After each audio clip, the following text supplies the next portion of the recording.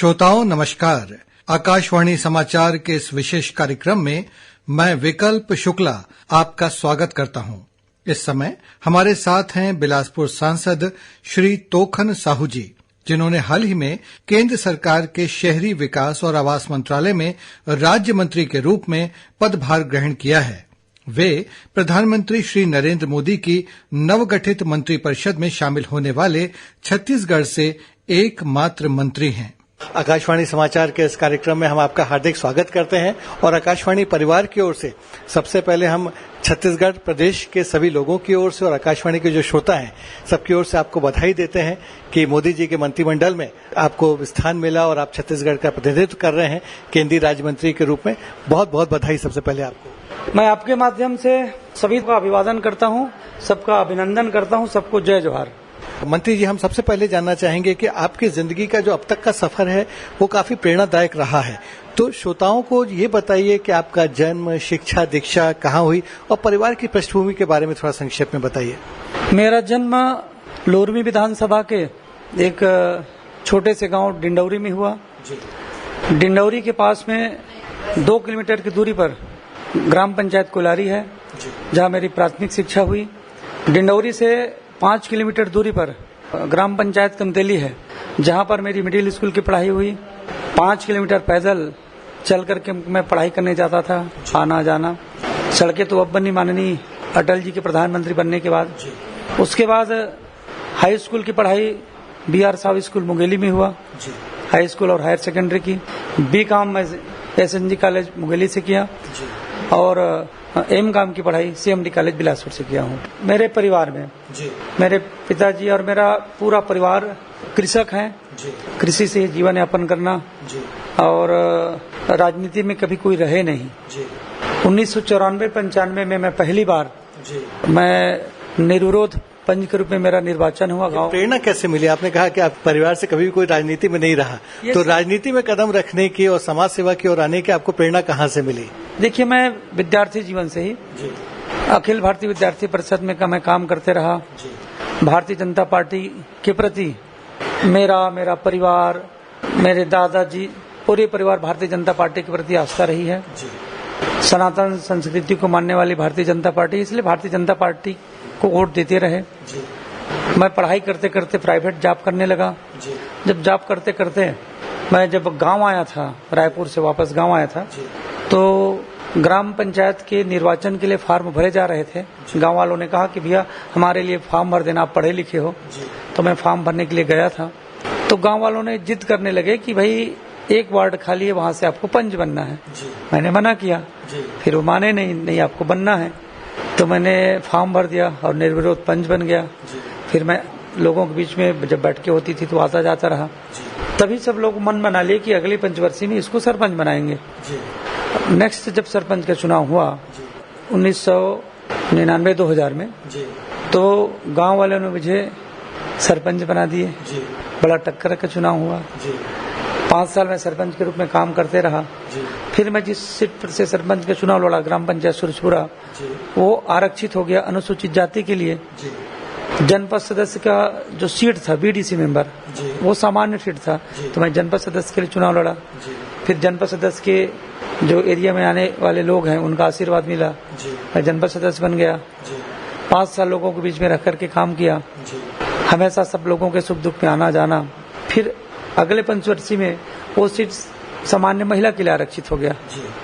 तो फिर लोगों के कहने पर मेरी श्रीमती लीलावती साहू जी चुनाव लड़ी। वो मेरे से ज्यादा वोट से जीत करके आई और वो फिर जनपद सदस्य बन गई। पार्टी ने अध्यक्ष के लिए टिकट दिया, जनपद अध्यक्ष बन गई। अब कार्य क्षेत्र बड़ा हुआ, मैं उनके साथ उनका सहयोग करते हुए मैं 5 साल काम किया। इसी बीच में सोसाइटी का भी चुनाव हुआ, सोसाइटी के मेंबर का। उस चुनाव में भी लोगों के कहने पर मैं प्रेम था, लोगों का आशीर्वाद था कि चुनाव लड़ा और भारी बहुमत से जीत करके आया।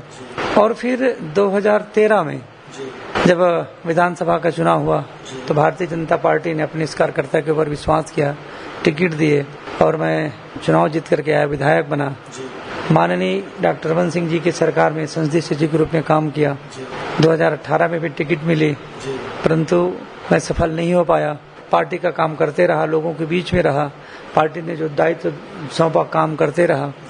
किसान मोर्चा के प्रदेश अध्यक्ष के रूप में भी मुझे जिम्मेदारी दी गई, उसका भी बहुत ईमानदारी से मैं निर्वहन करते रहा। 2024 में भारतीय जनता पार्टी हमारे प्रदेश नेतृत्व और हमारे राष्ट्रीय नेतृत्व ने लोकसभा के लिए, बिलासपुर लोकसभा के लिए टिकट दिए और उस पर मैं जीत के आया। और माननीय मोदी जी के तीसरे टर्म में जब सरकार का गठन हुआ तो मुझे केंद्रीय राज्य मंत्री के रूप में, आवास एवं शहरी विकास मंत्री के रूप में, राज्य मंत्री के रूप में काम करने का सौभाग्य मिला है। साहू जी, प्रधानमंत्री मोदी जी ने आप पर विश्वास जताया है और छत्तीसगढ़ से आप एकमात्र मंत्री हैं जिनको लिया गया है मंत्रिपरिषद में। वो पल के बारे में बताइए जब आपके पास में 9 जून को प्रधानमंत्री कार्यालय से फोन आया कि आपको मंत्री पद की शपथ लेना है। उस समय आप क्या कर रहे थे जब फोन आया और आपको कैसा लगा उस वक्त, कैसा महसूस किया आपने? मैं छत्तीसगढ़ भवन में रुका हुआ था, वहीं पास में भोलेनाथ जी का मंदिर है जी। मैं भोलेनाथ जी के मंदिर, टहलते मंदिर दर्शन करके आऊंगा ऐसा सोच करके मेरे एक साथी के साथ में गया था जी। वहीं पर मंदिर परिसर में पहुंचा था कि सूचना मिली जी। लेकिन मुझे जब प्रधानमंत्री निवास जब गया जी, तो मुझे पता चला कि मंत्रिमंडल में मैं शामिल हो रहा हूं। तो ये मेरे जीवन की सबसे बड़े अद्भुत क्षण, सबसे बड़ी गौरवान्वित करने वाली पल, और मैं इस बात को मैं अब अपनी जबान से व्यक्त नहीं कर सकता। इतनी बड़ी मुझे खुशी, इतनी बड़ी प्रसन्नता हुई। दुनिया के सर्वाधिक लोकप्रिय नेता माननीय नरेंद्र मोदी जी, जिनके नेतृत्व में भारत का मान सम्मान विश्व में स्थापित हुआ है, जिनके मेहनत से, जिनके परिश्रम से आज भारत का नाम दुनिया में स्थापित हुआ है। बड़े बड़े फैसले लिए गए हैं, बड़े बड़े काम हुआ है, साहसिक निर्णय लिए गए हैं, जन अपेक्षाएं पूरी की गई है। अनेक जन कल्याणकारी योजनाओं के माध्यम से लोगों के जीवन संवारने का काम हुआ है। ऐसे माननीय मोदी जी के मंत्रिमंडल में सम्मिलित होना ये किसी भी व्यक्ति के लिए गौरवान्वित करने वाला पल है। और मैं कुछ क्षण के लिए भावुक भी हो गया।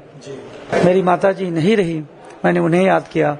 मेरे पिताजी है, माता पिता दोनों के रूप में, उन्हें भी याद किया, अपने परिजनों को याद किया। मेरे लिए भावुक करने वाला फल था। हम सब के लिए बहुत गौरव की बात है साहू जी कि आप केंद्रीय राज्य मंत्री बने हैं, आपने पदभार संभाला है। शहरी विकास और आवास मंत्रालय का आपको कार्यभार मिला है, एक बहुत महत्वपूर्ण मंत्रालय है ये। क्या भावी कार्य योजना क्या है आपके मन में जब आपने पदभार संभाला? क्योंकि आप कई बैठकें भी ले चुके हैं अधिकारियों के साथ में, आपने योजनाओं के बारे में जानकारी भी हासिल की है।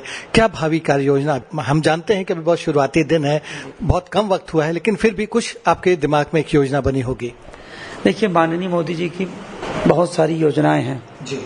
उन सारी योजनाओं का क्रियान्वयन इस पार्ट में हो, स्थल पर दिखे और दिख रही है जी। जो हमारे कार्य अधूरे हैं उसे तेजी से पूरा करना जी। मोदी जी का जितनी भी ड्रीम प्रोजेक्ट है जी। उनको तेजी से पूरा करना। हमारा शहर साफ सुथरा रहे, स्वच्छ रहे जी। हमारे देश के पहले प्रधानमंत्री हुए माननीय मोदी जी, जिन्होंने स्वच्छता के प्रति जागरूक किए। ये मेरा शहर है, ये साफ सुथरा रहना चाहिए। स्वच्छ भारत मिशन, आज आप देखेंगे कि कितने बड़े परिवर्तन आए हैं समाज में। व्यवस्था परिवर्तन की बात थी, मोदी जी के आह्वान पर एक व्यवस्था परिवर्तन को आह्वान करते हैं और व्यवस्था परिवर्तन होती है। शौचालय बनाने का निर्णय लिया जाता है, शौचालय का उपयोग करते हैं। आज शहरों में कंपटीशन होता है कि मेरा शहर प्रथम आए स्वच्छता के पर। ये जागरूकता फैलाने का काम मोदी जी की सरकार ने किया, तो हमारा शहर साफ सुथरा रहे, स्वच्छ रहे। मोदी जी का जो ड्रीम प्रोजेक्ट है स्मार्ट सिटी, उस पर भी तेजी से काम हो रहा है। जो भी राशियां बची हुई है, जो योजनाएं चल रहे हैं, वो तेजी से पूरा करना। जरूरत के मुताबिक हमारे शहरों में विकास हो, निर्माण हो, उसके लिए काम करना। और जो पेयजल की व्यवस्था को सुनिश्चित कराने के लिए समय के अनुसार पेयजल की व्यवस्था को घर घर तक पहुंचाने के लिए काम करना।